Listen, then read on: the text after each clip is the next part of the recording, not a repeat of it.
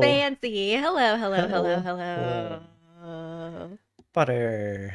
Harry Potter for Harry Potter. Potter. Potter. Yeah, okay, so I have a water bottle today. Hmm? I have a water bottle today. I don't Oh. know if y'all know.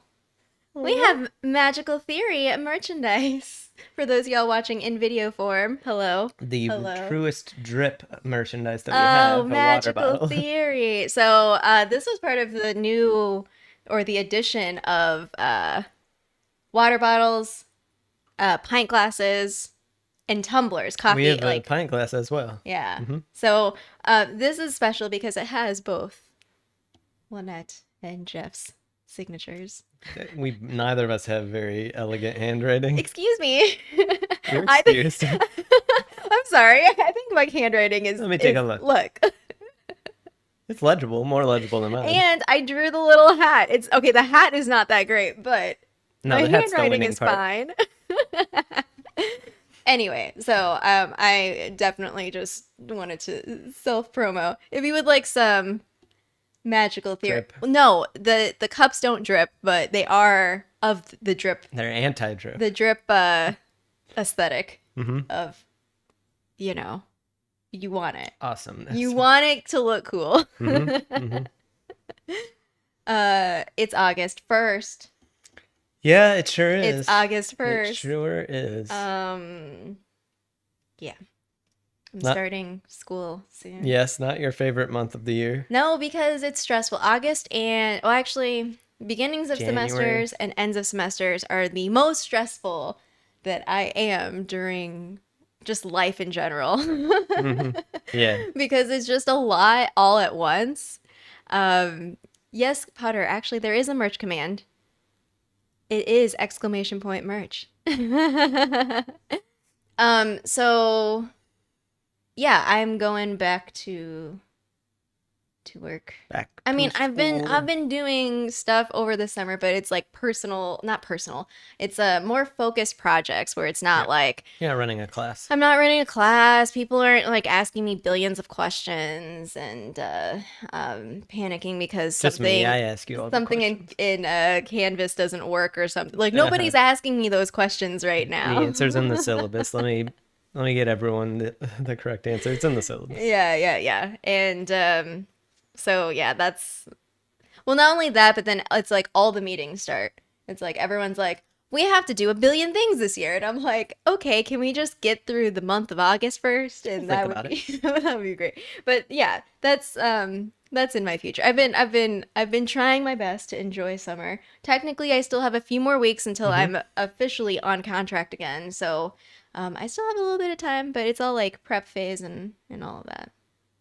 Yeah, I think it's been a pretty successful summer so far. Yeah, been We'll streaming see a how the lot, end doing rolls a out. lot of cool indie game stuff. Indie games. Indie games. We Yeah. brought What Magical else? Theory back. What else? Magical Theory has been revived The real from. key. It wasn't dead. It was just On hiatus. on hiatus. On a what did you call it? Writer strike. Writer strike. Writer strike. I forgot that. And yeah. we are okay. So based on our calculations, we will be done with book 3, Prisoner of Azkaban, before September or by September 1st. Where because September 1st is the cycle of like new school year, new Hogwarts, Mhm. new book, Goblet of Fire. So if you don't already have a copy of Goblet of Fire, don't have access to it, go Might be ahead time. and get it. Go Might ahead be and get time. it. Go to your local library. I'm gonna be or audiobooks. I love Or audiobooks. audiobooks. Honestly, Yes, you do. I like being read to. Yep. Anything else going on with you? Yes, there is.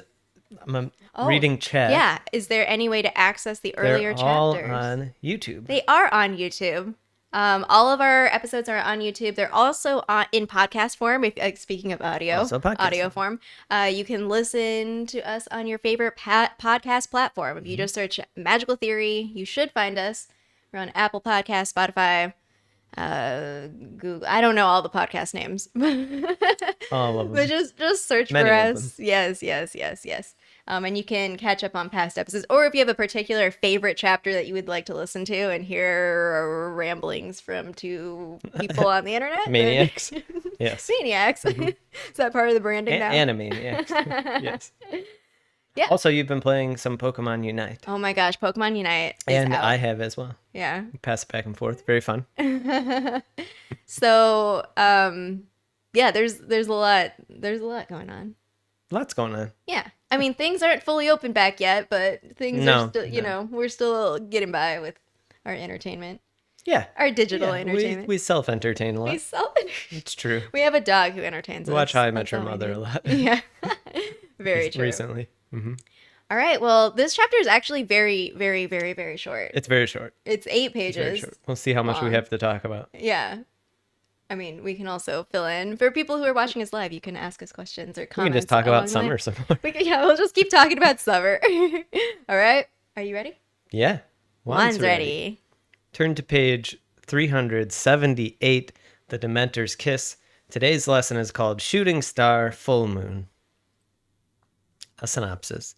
The chapter begins with the slow trek back through the tunnel connecting the Shrieking Shack and the Whomping Willow. Most of the attention is simply on being able to move with an unconscious Snape, an injured Ron, and a dangerous Pettigrew. Harry and Sirius do have an important conversation about living together when Sirius is exonerated. Harry is jubilant as they exit the tree, only to quickly become terrified as Lupin transforms into a werewolf. Sirius transforms into his dog form to fight and distract Lupin, and Pettigrew transforms into a rat and escapes again. Ron is petrified on the ground, and Harry and Hermione run to help a yelping Sirius, who turns back into his human form and is under siege by the Dementors. They try to save him with the Patronus charm, before eventually succumbing to the Dementors' effect and being subjected to the Dementors' kiss. Just before all is lost, a powerful Patronus charm rolls through the clearing. Yeah. Well, oh my gosh. So I said to Jeff earlier today, like this has been like every single book so far, but all this action happens in the last few chapters. Mm-hmm. Every chapter. This is the third, fourth. Is this our fourth Magical Theory live? Since we've been live on Magical Theory, it's just been intense. It has, yeah. This is the shortest chapter that we've had, I think, so far. Maybe. I don't know. There might be another short chapter. I think it might be. I can't remember one that's short. I feel like the shortest one we've had is 10 pages. Less than 10 is not common at all. Yeah. This could be the shortest chapter of all of them in all books. Oh, now let's go look that up. We should. Somebody look that up. What is the shortest chapter in the entire Harry Potter series? But it does pack intensity in it, especially considering a lot of it is dialogue. Yeah. Because or just description of like more Snape's head slamming into the wall. That was kind of funny for me. So it was funny because I was thinking about, so like you have talked to me about your writing of like how, having to deal with creating characters that would do things that are different than you. And it actually reminds me of like D&D, like our D&D games, even though like I don't necessarily play a character that would make decisions that I would not want to do because I'm still in that, I'm not in that, that stage of experimentation. That's with the best with place playing, to enter D&D is to play like pretty close to yourself. Right. So like, because you're you're like easing into the mechanics. How does it work? The spells and like how to play. And then you start to and whatever. drift because you're in a world that's very different. Right. Yeah. So I was thinking about that because I was thinking about just like, I don't know, like J.K. Rowling probably knows what Snape is all about at this point, but again, it's like the perspective taking we've been talking about from Sirius's perspective, like why would he be careful with this person who he's they hate each other. He was about to kill him literally 5 minutes ago.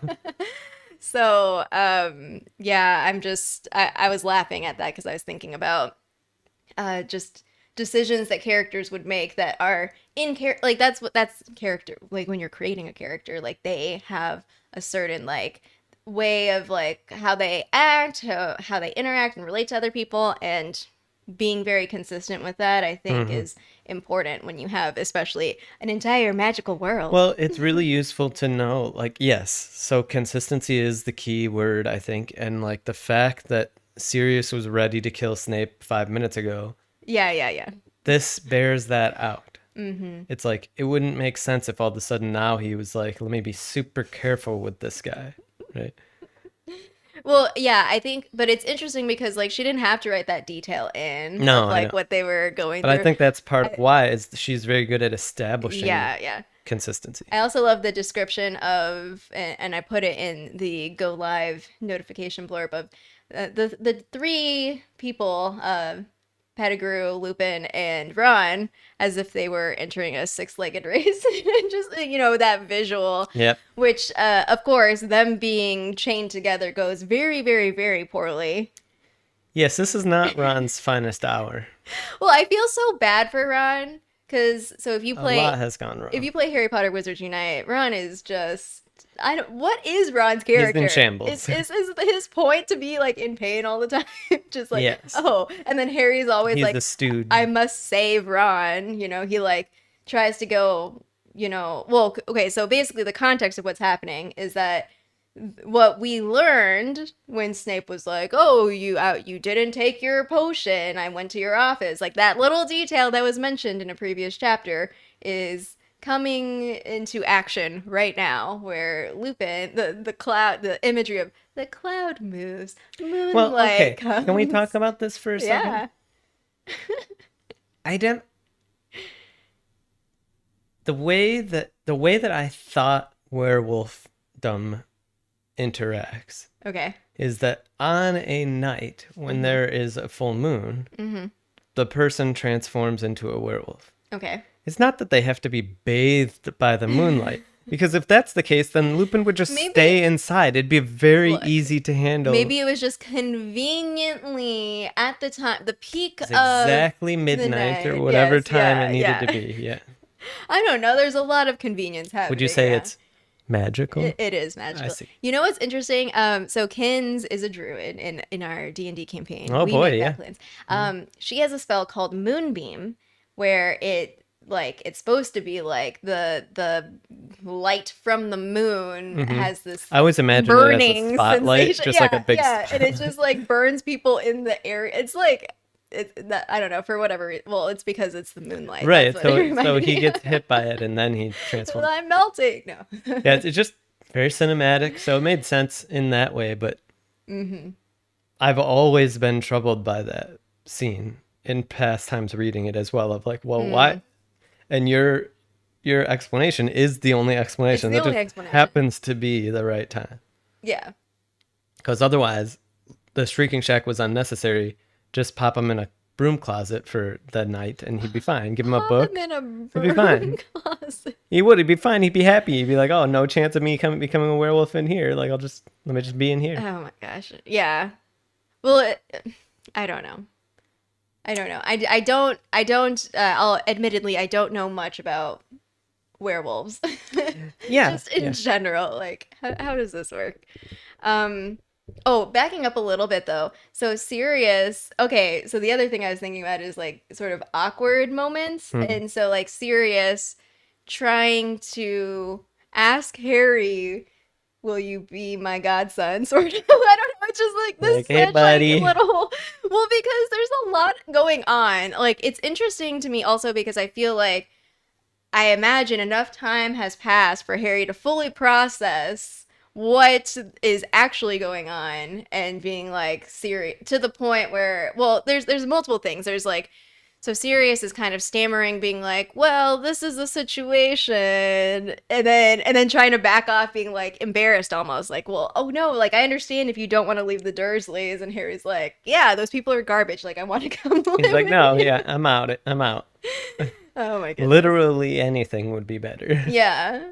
Poor little Sirius is just like, and He's then so he happy. smiles, I know, yes. He's so happy. That always stands out. Yeah. Because so you know that because it's a thing I think that we witness, right? Where if somebody's mood shifts significantly, they actually look quite different. Mm-hmm. And in this case, like she's able to sort of really write that up because of what the Dementor effect is, making him look so old and he's, very emaciated and things. And then like to come out with joy and be like, oh, he actually looks like the guy who was in the wedding photo. Yeah. It's very touching. Harry, it is. It is, Yeah. for sure. Which that whole thing of how Sirius looks, reflecting how he feels, Yeah. persists for, into the future. Well, no, well, because now No spoilers? every time we think about the future with Sirius, it makes me sad because I'm just like, okay, And why would that be?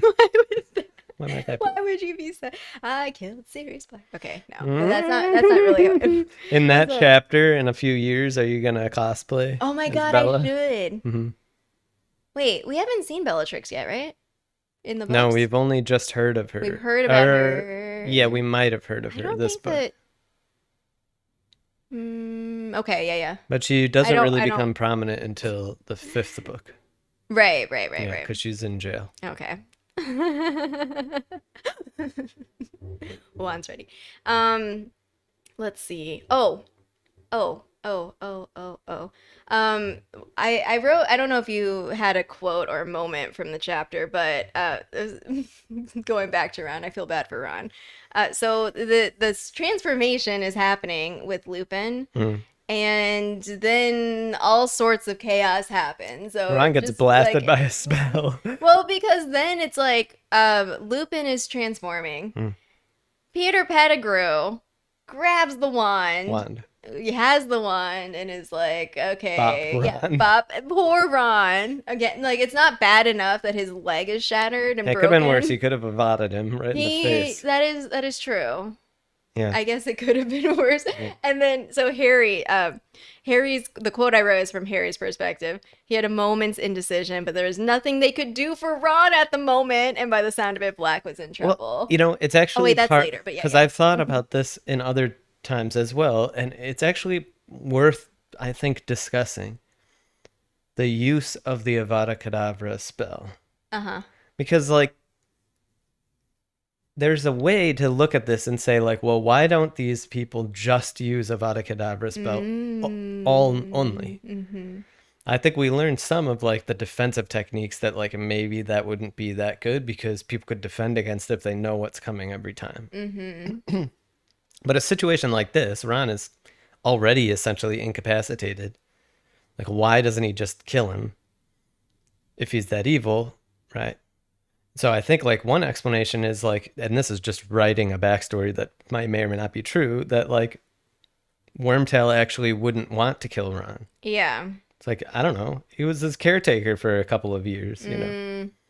Well, I'm thinking now in terms of, like, for whatever reason, I don't know. I think it's because I've been thinking about D&D a lot lately. So I'm thinking about alignment now of, like, what sort of would a character that only Avadas, is that lawful evil, or like what kind of this is the only spell I know how to do.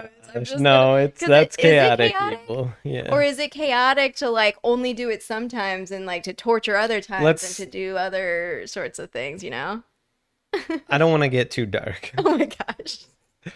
Sorry, but just like sending killing spells all over the place is chaotic in my view. Yeah. Because it doesn't follow any, like, but if deviation it follows the sort based of, like, on I must kill everyone. Right. Why wouldn't it be lawful? I'm killing in the name of, I don't know. Because it's not, I mean, the law, I don't know. Yeah. It's I interesting, understand. though, because, like, in the sense of thinking about evil, of like, there is some sense of morality that is guiding the people, even the people who follow Lord Voldemort. It's just, the categorization, because our people do it too, the categorization of good and bad, and they, from their perspective, have the same sort of categorization of good, bad, or ours and theirs, or us and them, or whatever. I mean, I think you're like getting into really deep philosophical questions of, like, does everyone have a philosophy and a morality? And so there's definitely perspectives on that question, and one that's strong is, yes, everyone has some kind of guiding thing. It just, the problem often is that sometimes you can only tell what it is like later. right? Or put another way, like a criticism of this, everyone has some kind of moral guideline is, but often some people are so contradictory that you have to piecemeal it together, right? Of like, well, why do this and not that? There's no principle. There's no Yeah. obvious principle. Well, in Voldemort's case, it's Living wait, forever, because it's self-interest. we've talked about Voldemort versus Grindelwald Yeah. a lot Yes, we have. Yeah. because Well, they're good they contrasts. both They're actually foils for each but other. they both somewhat like gather followers. Yeah. And so that's kind of like if we fast forward to like book 7, like the sort of, if I'm gonna speak about the movie strictly, the movie scene is sort of with the the awkward Voldy impersonating Draco, but the sort of like, oh, join us, especially like Neville as he's like blah blah blah and has his monologue, his brave monologue. Yeah, Voldemort is not charismatic. It's only power. But part of the power attainment is gathering people to follow, even if it's in a Yes. subservient sense of like, But you he must does it out of fear obey- much more. obey like I mean, not that Grindelwald doesn't. He does use fear, but he has Grindelwald a more compelling message. Yeah, so but he does the following in a similar sort of like you're taking control over like a segment of society, like Right. and broadening it. I mean, I do suppose that they do intersect quite a bit in some sense in the principles of like wizarding supremacy.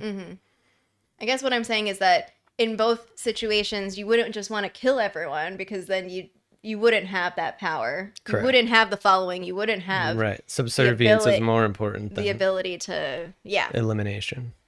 But I don't think that.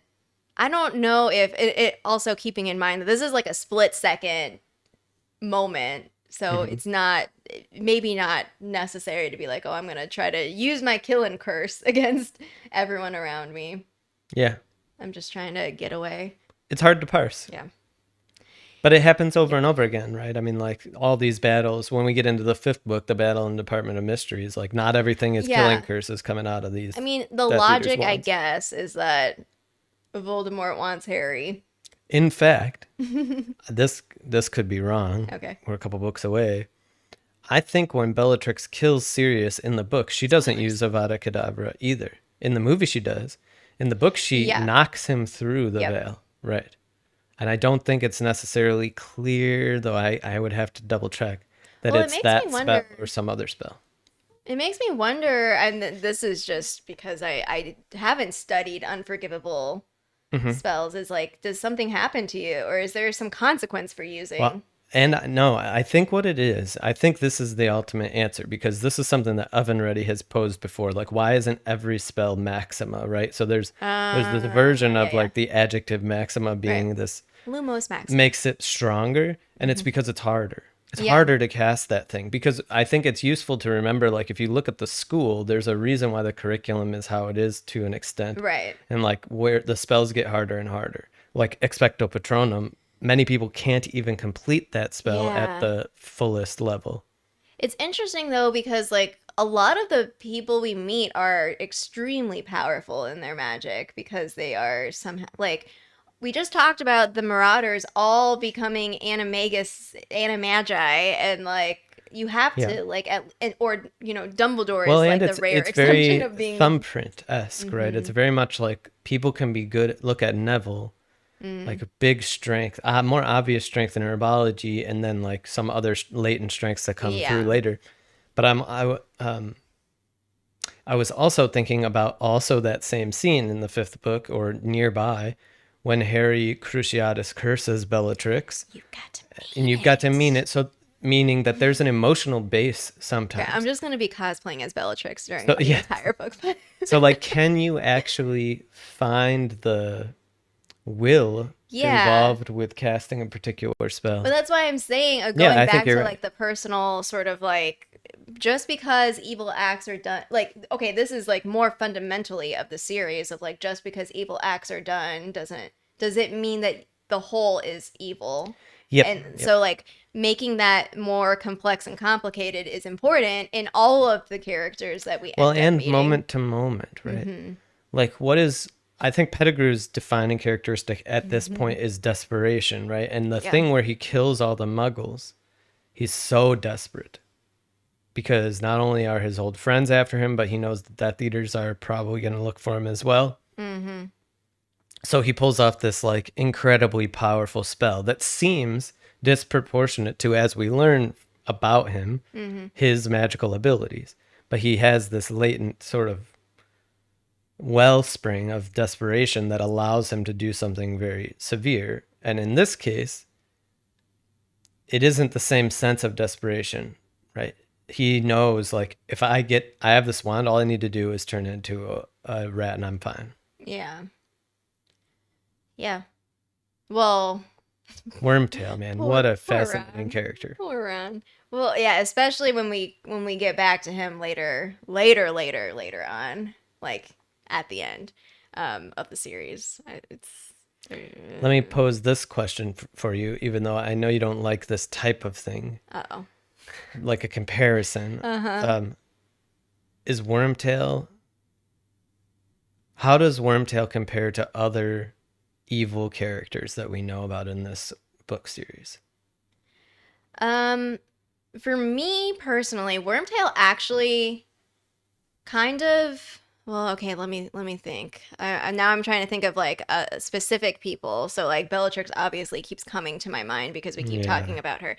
But Pettigrew kind of is more. If I had a continuum of, I don't know if I were placing them like closer or further away from each other, I would put Pettigrew closer to Snape.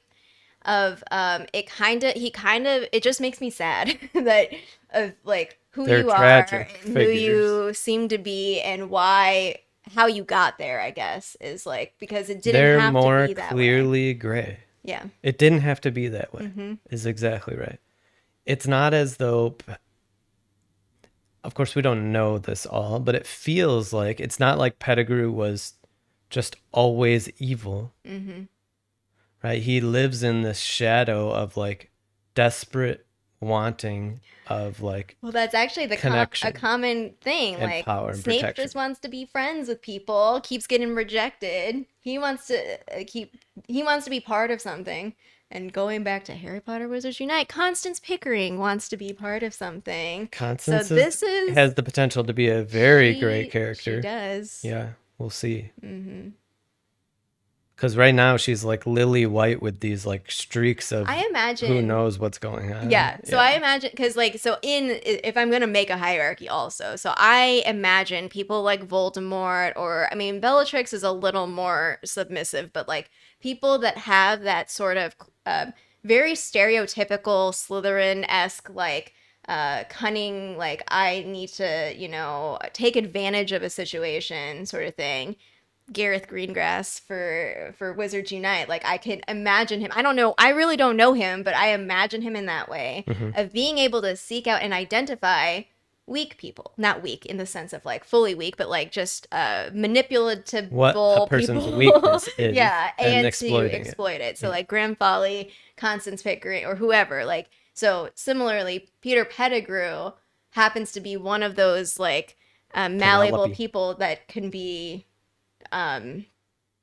in a way that, especially going back to Fantastic Beasts timeline, like the way the charisma of Grindelwald to be able to get such a following because you're able to, in a very sneaky way, get at people's deepest insecurities and fears in a way that makes them do things that they think is good or is serving that void, whatever it is that they're looking for, to be able to advance somebody else's goals and missions. And so to me, that's why it's like pretty sad. Whereas Bellatrix, based on our interactions or what we see of her and especially how she's depicted in the movie versions, being like super just like she finds joy and glee from chaos and destruction she and is. terror, like Psychopathy. yeah. Yeah.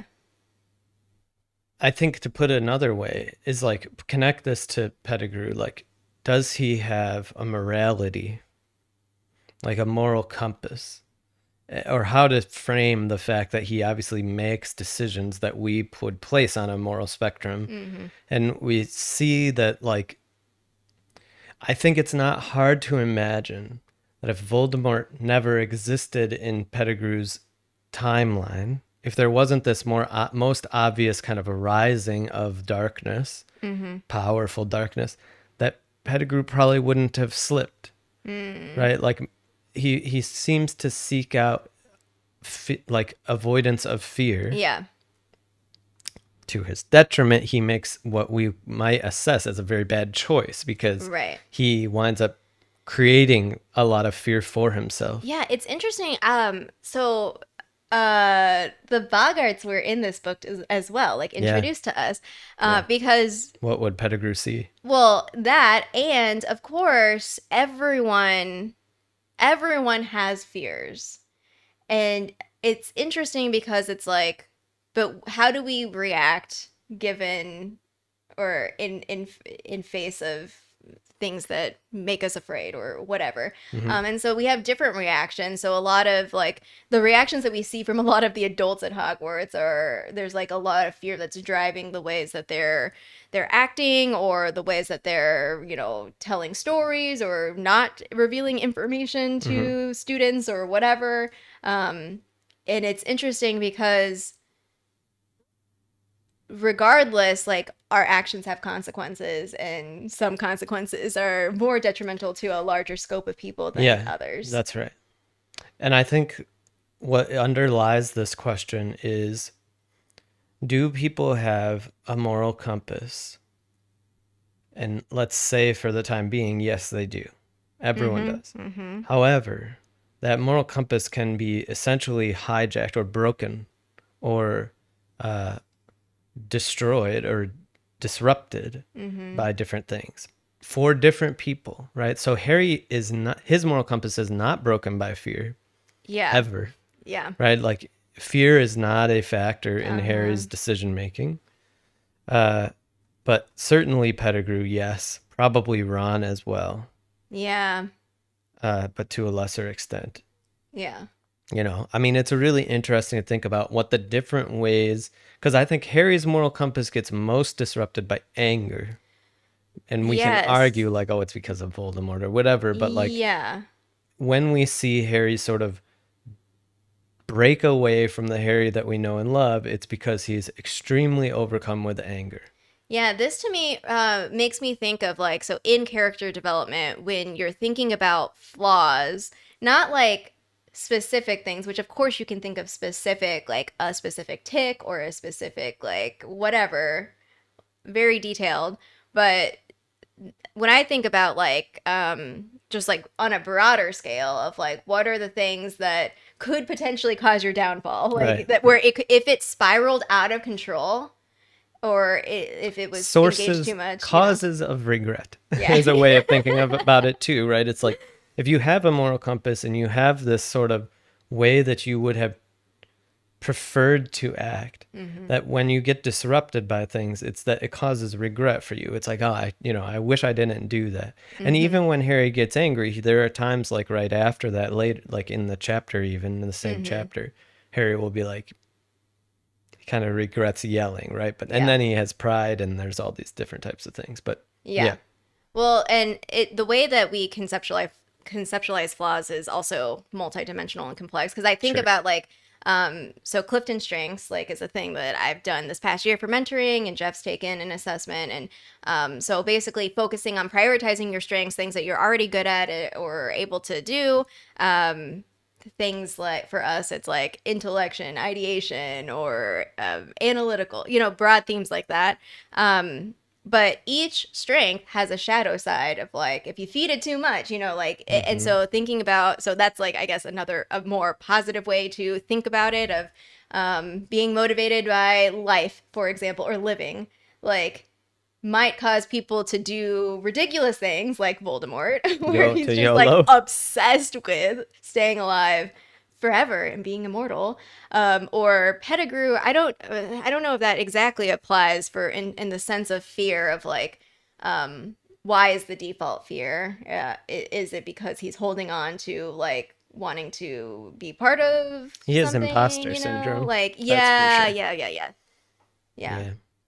Wanting to, but it's interesting because Neville also, I would put, it's interesting. So now I'm imagining our characters like on some sort of spatial plane and like just putting them closer. Like I can see these two, like Neville and Pettigrew, closer in that sense of being like, but they obviously are different people and they act differently. They respond differently to potentially similar-ish circumstances or flaws or aspects that make them insecure. Mm-hmm. It's just very interesting when you look at the characters and try to like put them together to see like how are they similar, how are they not similar, and just how complex it all is. Right. And Hermione is lawful good. Yep, until And she's an adult.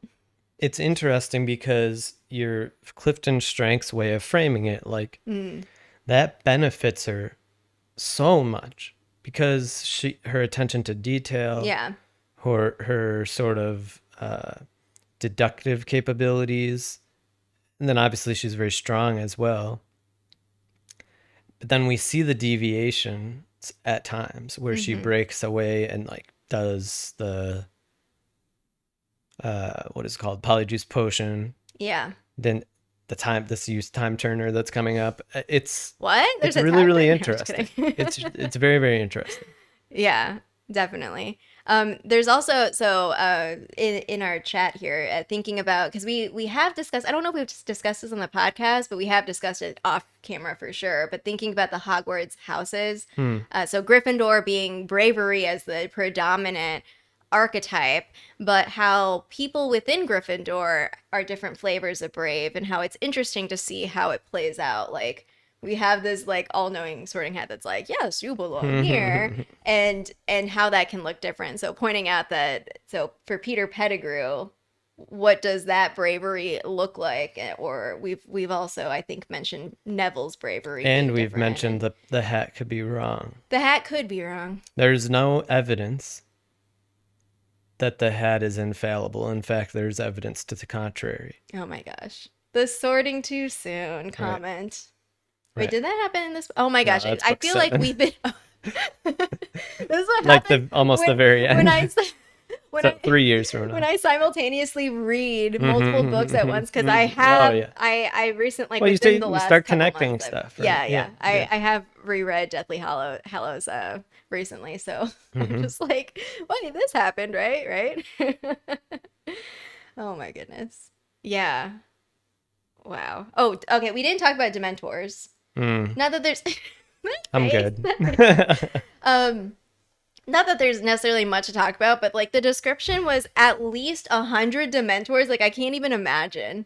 Also, what I learned is that obviously there's a lot of changes in the movie adaptation of the books, but Dementors in the books don't fly.